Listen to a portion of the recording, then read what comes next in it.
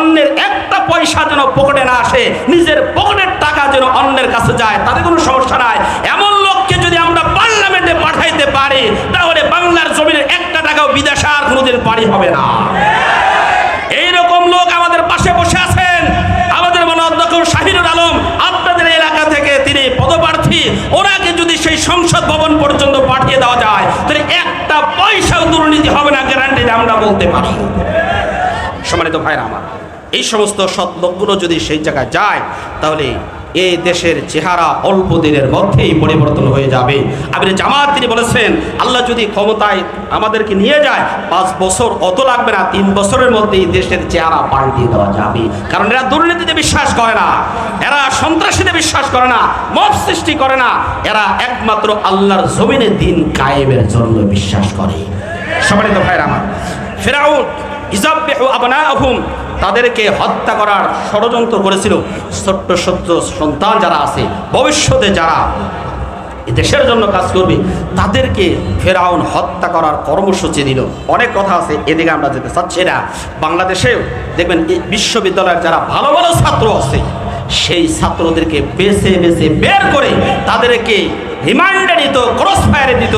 সেই কুষ্টিয়া বিশ্ববিদ্যালয়ের 2 জন ভাই আজ পর্যন্ত তাদের হদিশ পাওয়া যায় না। রাজশাহী বিশ্ববিদ্যালয়ের কত ছেলেমেয়েকে ক্রস ফায়ারে শেষ করছে। আমাকেও একদিন রিমান্ডে নিয়েছিল 106 নম্বর রুমে রিমান্ডে নিয়ে। শিবিরের সভাপতির নাম কি এটা বলো? আমি দাড়িওয়ালা মানুষ, টুপিওয়ালা মানুষ, আমার পর্যন্ত রিমান্ডে নিয়ে মতিহার হলের 106 নম্বর রুমে কি অ্যালার্ট দিয়েছে। আমি একটু নিচে গেছি, আমার কাছে বই পাওয়া গেছে, আরবি বইপাতি। এই আরবি বইপাতি পাওয়ার ফলে রিমান্ডে নিয়ে অকথ্য ভাষায় গালিগালাজ এবং নির্যাতন, এই জালিমদের হাত থেকে আমরাও রেহাই পাইনি। তবে মনে রাখতে হবে, যারা অন্যায়ভাবে জুলুম নির্যাতন করে, আল্লাহ ওদের জুলুমের প্রতিশোধ দেওয়ার জন্য তিনি রেডি আছে। আরো জলে বলেন ঠিক না বেঠি? ইযাববিহু আবনাআহুম, সম্ভাবনাময় সন্তানদেরকে তারা হত্যা করত। কিন্তু কয়জনকে হত্যা করবে? হত্যা করে এদেরকে শেষ করা যায় না। কথা বলেন ঠিক কিনা? একজনকে হত্যা করবে 5 জন দাঁড়িয়ে যাবে, 5 জনকে হত্যা করে 50 জন দাঁড়িয়ে যাবে।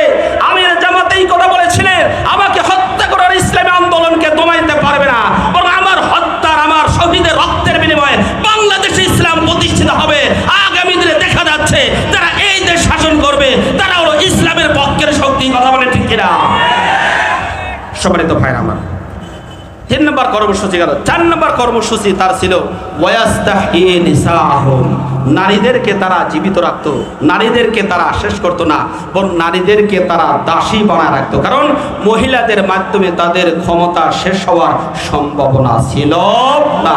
যার ফলেই তো এই 15 বছর প্রাইমারিতে নিয়োগের ক্ষেত্রে নারীরা হলো 60%, পুরুষরা হলো 40%। তার মধ্যে আবার কোটা মোটা ইত্যাদি দিয়ে শেষ, মানে নারীরা সব জায়গায় বিচরণ করবে আর পুরুষরা ঘরের মধ্যে তাদের সোয়াল রাখবে।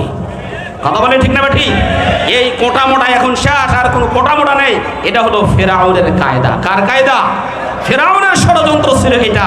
সেই ফেরাউনের ষড়যন্ত্র থেকে আল্লাহ রাব্বুল আলামিন আমাদেরকে হেফাজত করেছেন। আগামী দিনে কোনো ফেরাউন যেন এই দেশে প্রতিষ্ঠিত হতে না পারে, এ ব্যাপারে আমাদের সচেতন থাকা দরকার আছে না নাই? আরো জোরে বলেন, সচেতন থাকা দরকার আছে না নাই? সম্মানিত দিনী ভাইরা, 5 নম্বর হচ্ছে ইন্নাহু কানা মিনাল মুফসিদিন। ওরা নিজেরা বিশৃঙ্খলা তৈরি করত, বিশৃঙ্খল জাতি ছিল ওরা।